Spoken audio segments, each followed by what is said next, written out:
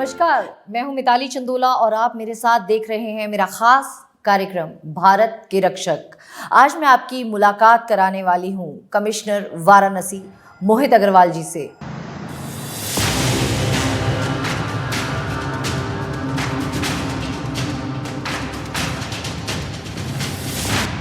Sir, मेरे show में आपका खास स्वागत है। Thank you.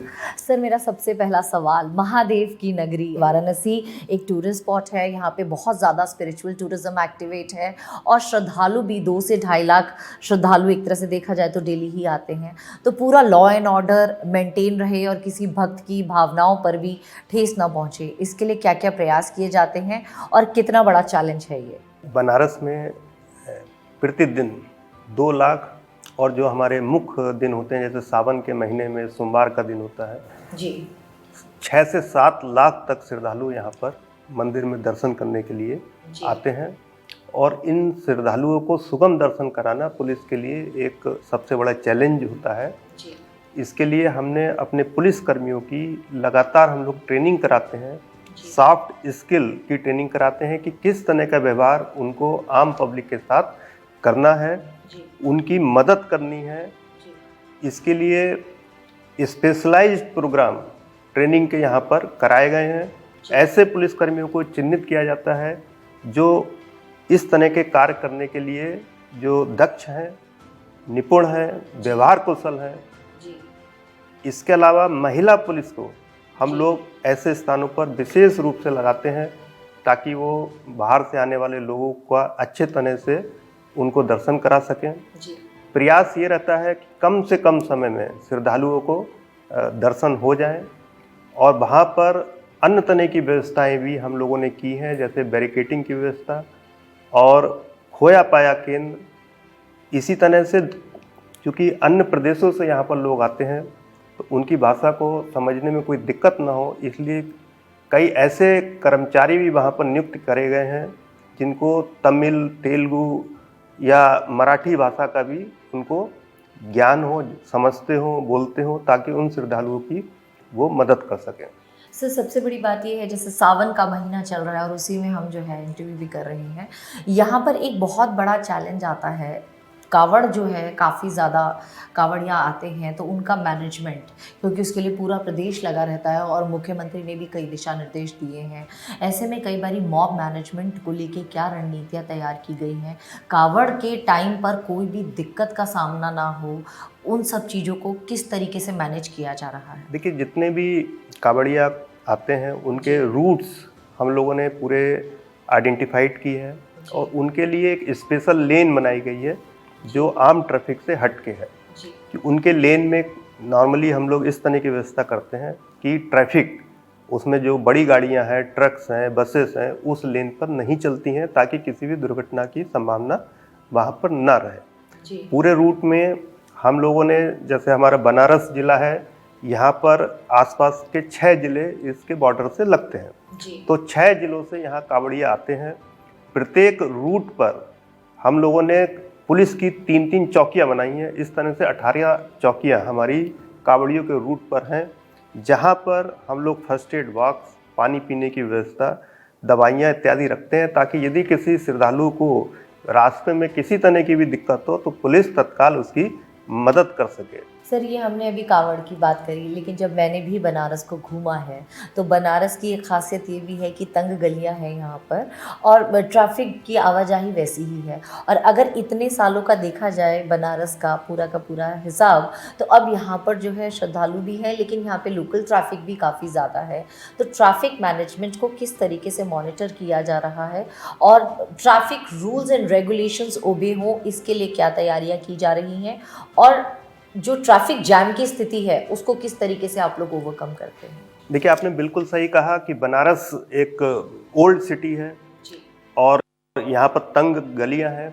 और पिछले 4-5 सालों में जब से काशी विश्वनाथ कॉरिडोर बना है तब से यहाँ श्रद्धालुओं की संख्या में एक्सपोनेंशियल ग्रोथ हुई है। और अब यहाँ पर प्रतिदिन 1.5 से 2 लाख लोग आते हैं। इसके अलावा सैटरडे संडे जब होते हैं या कोई महत्वपूर्ण पर्व होता है, सावन का महीना होता है, तो 6 से 7 लाख श्रद्धालु यहाँ पर दर्शन करने के लिए आते हैं, तो ट्रैफिक एक हमारे लिए बहुत बड़ा चैलेंज हो जाता है कि इतना ज़्यादा लोड ये शहर लेने की स्थिति में कभी कभी नहीं होता है। तो इसके लिए हम लोगों ने पब्लिक पार्टिसिपेशन हर रोड के लिए, हर चौराहे के लिए एक ट्रैफिक एडवाइजरी कमेटी बनाई है, जिसमें हमने आम जनता को भी सम्मिलित किया है। ये हर महीने इन लोगों की बैठक होती है और वो अपनी अपनी समस्याओं को बताते हैं कि यहाँ पर जाम किस कारण से लगता है जी।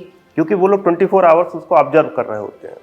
फिर उनके सुझावों को हम लोग एनालाइज करते हैं और जो उसमें से इम्प्लीमेंट करने योग्य होते हैं उनको हम लोग इम्प्लीमेंट करते हैं। जैसे पिछले दिनों हम लोगों ने कई जगह वन वे व्यवस्था चालू करी है, कई जगह यू टर्न की व्यवस्था चालू की है, जिससे ट्रैफिक में काफ़ी सुधार हुआ है। इसके अलावा जहाँ अतिक्रमण की समस्या थी, उन अतिक्रमणों को भी बृहद स्तर पर पूरे ज़िले में हटाया गया है अभियान चला करके, और छोटे छोटे रोड्स को एक एक एसआई को जिम्मेदारी दी गई है कि इस रोड पर जाम नहीं लगना चाहिए। बनारस की पोस्टिंग काफ़ी ज़्यादा चैलेंजिंग है।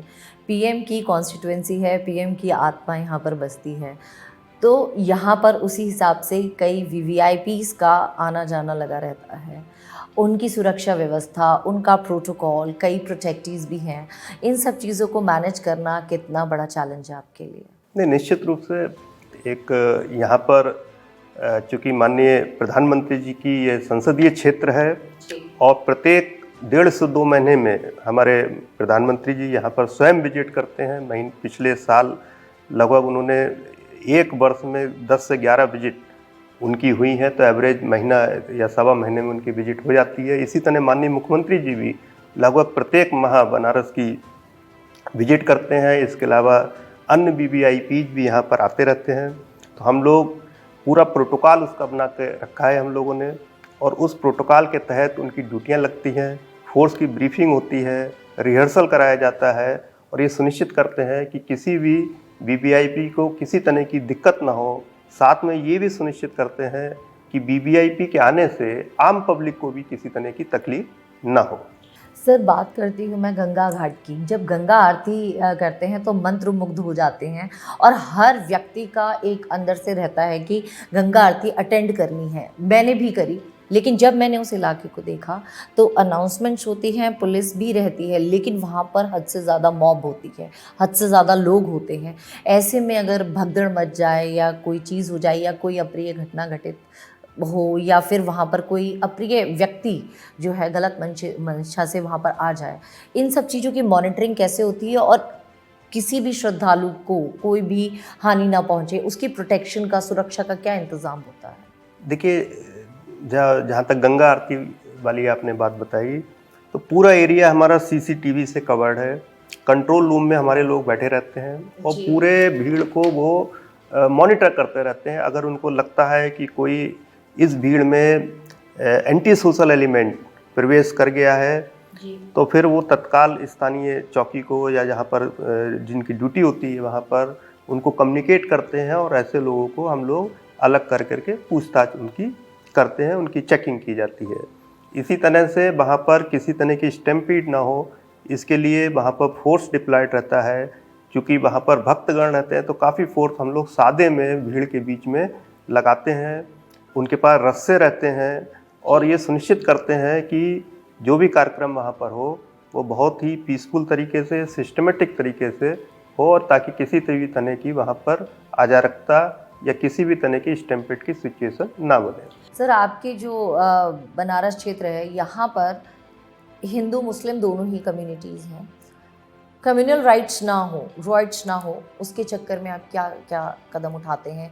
क्या स्ट्रैटेजीज़, क्या रणनीतियाँ जो है आपकी तरफ से तैयार की जाती हैं? देखिए, इसके लिए संवाद बहुत ज़रूरी होता है जी।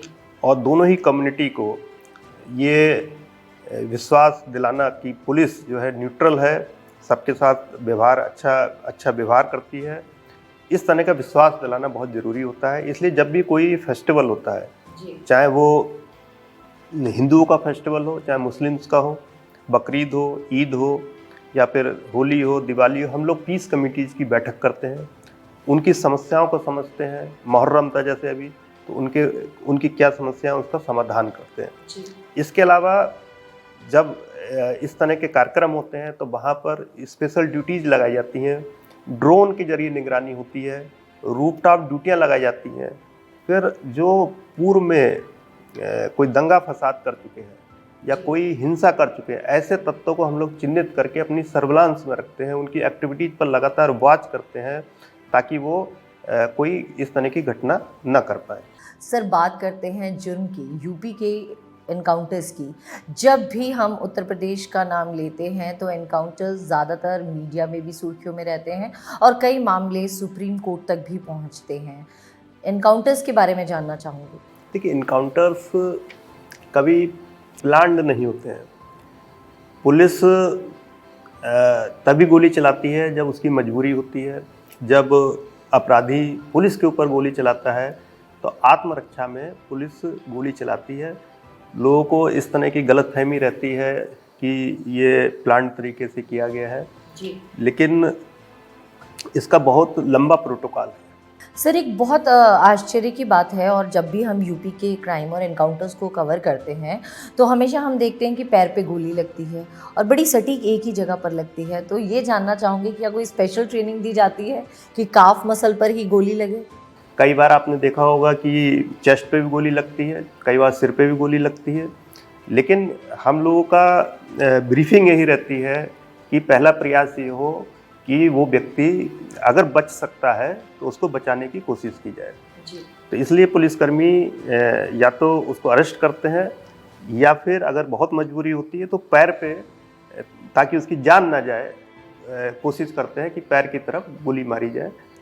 सर, विकास दुबे का जो पूरा प्रकरण था उसमें आपके द्वारा उसके गुर्गे मार गिराए थे और उसमें काफ़ी दर्दनाक बात ये भी थी कि कई पुलिसकर्मियों की भी जान गई थी। वो पूरा का पूरा ऑपरेशन किस तरीके से आप लोगों ने कंटिन्यू किया था? देखिए, बहुत ही दुखद घटना कानपुर में हुई थी जी। बिकरू गांव का नाम था, थाना चौबेपुर था, और रात के लगभग 1 बजे हम लोगों को सूचना मिली थी कि कुछ अपराधियों के द्वारा पुलिसकर्मियों पर गोली चला दी गई है, जिसमें हमारे 2 पुलिसकर्मी इंजर्ड हो गए। पहली सूचना हमारे पास ये थी, 2 पुलिसकर्मी इंजर्ड हो गए। इस सूचना पर तत्काल हम लोग अपनी टीम बनाकर उस समय रेजिडेंस सीधे उस गांव की तरफ बढ़े, जो संभवतः करीब 12 से 15 किलोमीटर दूर वो गांव था। और रास्ते में पहुंचते पहुंचते हम लोगों को जानकारी मिली कि करीब हमारे 4 पुलिसकर्मियों की इसमें डेथ हो गई है जी। लेकिन जब हम मौके पर पहुंचे तो वहां पर 4 और पुलिसकर्मियों की डेड बॉडी हमको मिली। तो इस तरह से 8 पुलिसकर्मियों की डेड बॉडी हमको रात को लगभग 2-2:30 बजे तक मिल चुकी थी। और इसके अलावा कई पुलिसकर्मी हमारे इंजर्ड हुए थे, जिनको तत्काल मौके से हॉस्पिटल के लिए पहुँचाया गया था जी। तो एक बड़ी घटना घटित हो गई थी, जिसको लेकर के तत्काल हमने आसपास के जिलों से कोऑर्डिनेट करके सब जगह चेकिंग लगवाई और अपनी भी हमने तत्काल 6 टीमें बना करके जो क्रिमिनल्स गोली मार करके भागे थे जी। उनका पीछा करना आरंभ किया जी। और उसमें एक टीम हमारी थी जिसको हम लीड कर रहे थे, एक टीम एसएसपी कानपुर की थी जी। इसके अलावा 4 टीमें वहाँ के जो क्षेत्राधिकारी लोग थे एडिशनल एसपी से, उनके नेतृत्व में बनाई गई थी जी। तो जब ये पीछा किया जा रहा था जी। तो सुबह के लगभग 7 बजे जी। हम लोगों का जो अपराधी थे उनके साथ हम लोग का आमना सामना हुआ। दोनों तरफ से उस समय गोलियां चली थीं और उस गोलीबारी में हमारे 2 पुलिसकर्मी उसमें इंजर्ड हुए और 2 क्रिमिनल्स उस इनकाउंटर में मारे गए थे, जिसमें एक विकास दुबे का भांजा था, एक उसका मामा था। यहाँ पर आजमगढ़ की बात करें तो डी कंपनी कनेक्शन, ठीक है, अभी बड़े दिग्गज यहाँ नहीं हैं क्रिमिनल्स, लेकिन उनके गुर्गे एक्टिवेट रहते हैं। जैसे ही जौनपुर की बात आ जाती है तो यहाँ पर मुंबई कनेक्शन काफ़ी ज़्यादा एक्टिवेट रहता है और बड़ी इजीली जो है डिस्ट्रिक्ट पार भी हो जाती है। जब आपके संज्ञान में इस तरीके की बात आती है क्रिमिनल्स की या फिर एडजॉइनिंग डिस्ट्रिक्ट से कोई वारदात करके आपके इलाके में आ रहा है तो एक inter state coordination meeting mandatory होती है, लेकिन क्रिमिनल अगर हद ही पार कर दे तो आपकी तरफ से क्या एक्शंस होते हैं? देखिए, इसके लिए हम लोगों ने स्पेशलाइज्ड टीम हम लोगों की रहती है और इसके लिए क्राइम ब्रांच बनी हुई है, जिनके पास आसपास के क्या पूरे उत्तर प्रदेश के जो महत्वपूर्ण क्रिमिनल्स हैं, गैंग्स हैं, उनकी जानकारी रहती है जी। और उन पर वो लोग नज़र भी रखते हैं। जब कोई इस तरह का सूचना मिलती है आसपास के जनपदों से, तो हम लोगों का पूरा कोऑर्डिनेशन रहता है उसमें, जी। और फिर सभी पूरा जोन मिल करके सारे डिस्ट्रिक्ट एक साथ ऐसे मामलों में चेकिंग करते हैं, कार्रवाई की ज़रूरत होती है कार्रवाई करते हैं। तो ये उच्च स्तर पर हम लोग समन्वय बना के रखते हैं। सर, अगर मैं पर्टिकुलरली बनारस की ही बात करूं तो यहाँ पर कौन से टॉप रेटेड हिस्ट्री शीटर्स हैं, चाहे जेल में हों या बाहर हों या एब्सकॉन्ड कर रहे हों, टॉप लिस्ट किस किस की है जो आपके निशाने पर है? देखिए, जितने भी क्रिमिनल्स हैं इनकी पूरी हमारी हिस्ट्री सीटर्स की सूची है जी। और उसकी लगातार हम लोग मॉनिटरिंग करते हैं। जी। एक एक हिस्ट्री सीटर्स को हमने बीट कांस्टेबल्स को निगरानी के लिए दिया है। जी। हर हफ्ते उनकी निगरानी होती है, एक रिपोर्ट आती है उनकी एक्टिविटीज़ को लेकर के, उसकी फीडिंग होती है मोबाइल फ़ोन के जरिए। जो हमारा कर्मचारी जाता है उसके घर की फ़ोटोग्राफ भेजता है कि ये क्रिमिनल घर में मौजूद है। इस तरह से उसकी मॉनिटरिंग होती है, उसकी जियो टैगिंग होती है कि वो घर में मौजूद है या नहीं है। और जो फरार होते हैं क्रिमिनल, फिर उनका हम लोग पीछा करते हैं कि कहाँ पर है, कहाँ गया है वो क्रिमिनल, और ये सुनिश्चित करते हैं कि कोई भी हिस्ट्री सीटर किसी तरह का क्राइम न करने पाए। सर, काशी की कोतवाली के बारे में जानना चाहेंगे। बड़े इंटरेस्टिंग फैक्ट्स हैं उस कोतवाली के लिए, और कहा जाता है कि स्वयं काशी कोतवाल काल भैरव जो है वहाँ पे विराजमान है। तो इस बारे में आप क्या कहेंगे, क्योंकि ये एक बहुत बड़ी बात है कि मतलब हम सब, अगर हिंदुओं की बात करूँ तो हम सब लोगों की एक आस्था रहती है भगवान पे। नहीं, बिल्कुल, ये हमारे विभाग में भी आस्था है जी। और आम जनता में भी आस्था है कि इस शहर का कोतवाल जो है, इस शहर का जो भी रखवाला है, वो हमारे काल भैरव जी हैं। और उस परंपरा को हमारा विभाग भी निभाता है। जी। और एक प्रथा है यहाँ, जो जिसकी पोस्टिंग होती है, सबसे पहले वो काल भैरव जी के दर्शन करता है, फिर बाबा विश्वनाथ जी के दर्शन करता है, फिर संकट मोचन मंदिर के दर्शन करता है, उसके बाद वो चार्ज ग्रहण करता है। तो ये एक आस्था का विषय है जिसको सब लोग अपना अपना मानते हैं। एक बहुत इंटरेस्टिंग बात जो हमें सुनने में आई है कि आज भी जो एसएचओ की कुर्सी पर है वो काल भैरव जी विराजमान होते हैं, उनके बगल में कुर्सी लगती है और तब एसएचओ बैठ के उस पर काम करते हैं। ये कितनी सत्यता है इस बात पर? नहीं, ये बिल्कुल सत्य है, ऐसा है। और ये इस तरह की आस्था विभाग में है कि इस शहर का कोतवाल जो है काल भैरव जी है, तो उनकी कुर्सी पर कोई अधिकारी नहीं बैठता है, वो कुर्सी खाली रहती है। ये माना जाता है ये काल भैरव जी की कुर्सी है और एक अन्य कुर्सी पर हमारे अधिकारी बैठते हैं। सर, उत्तर प्रदेश के मुख्यमंत्री बहुत ज़्यादा स्ट्रिक्ट हैं जब बात आती है महिला सुरक्षा की। क्राइम अगेंस्ट वुमेन को कम्प्लीटली कंट्रोल करने और इराडिकेट करने के लिए आपकी तरफ से क्या क्या नए मेजर्स लिए गए हैं? देखिए, महिलाओं के प्रति अपराध, ये उत्तर प्रदेश शासन की जीरो टॉलरेंस की नीति इसमें है। यदि किसी महिला के प्रति अपराध होता है तो हम लोग 360 डिग्री कार्रवाई, मतलब उसमें हम लोग फिर उस अभियुक्त को पकड़ के जेल भी भेजते हैं, उसके ऊपर गैंगस्टर की कार्रवाई भी करते हैं, उसका संपत्ति भी जब्त करते हैं, और अगर वहाँ पर लॉ एंड ऑर्डर बिगड़ा है तो उस पर एनएसए भी लगाते हैं। तो एग्जाम्पलरी कार्रवाई उसमें की जाती है।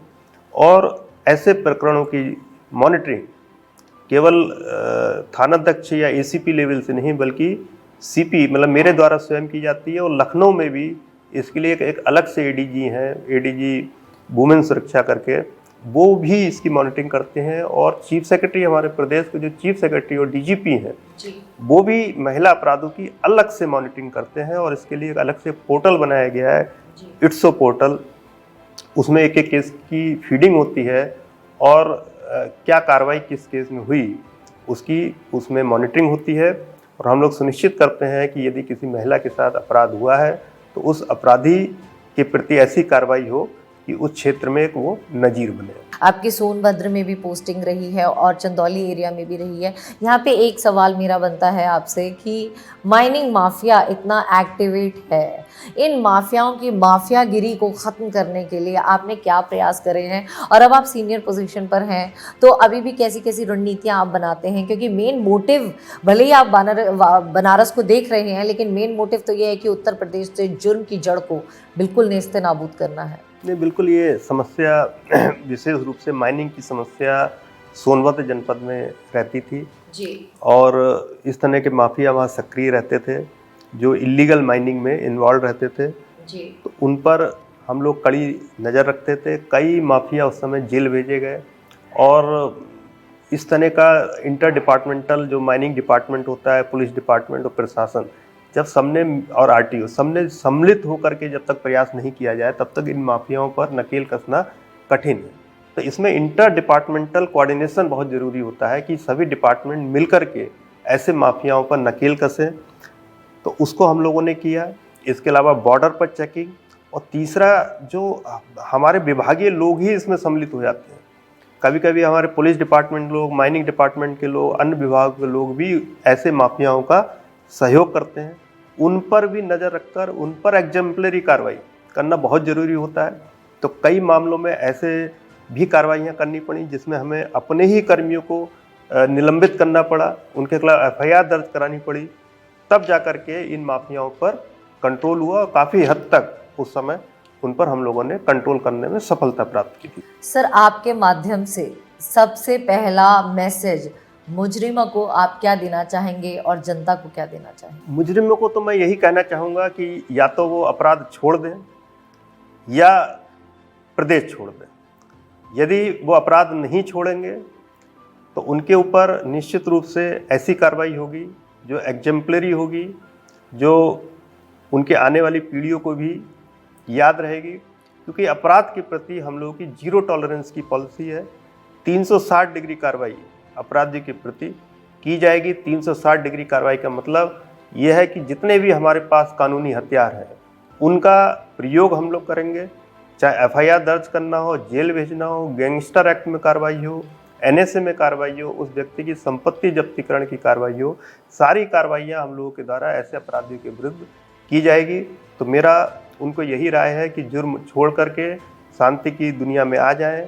अगर किसी केस में वांटेड चल रहे हैं तो पुलिस को सरेंडर कर दें, कोर्ट में जाके सरेंडर कर दें और अपनी सज़ा काट लें।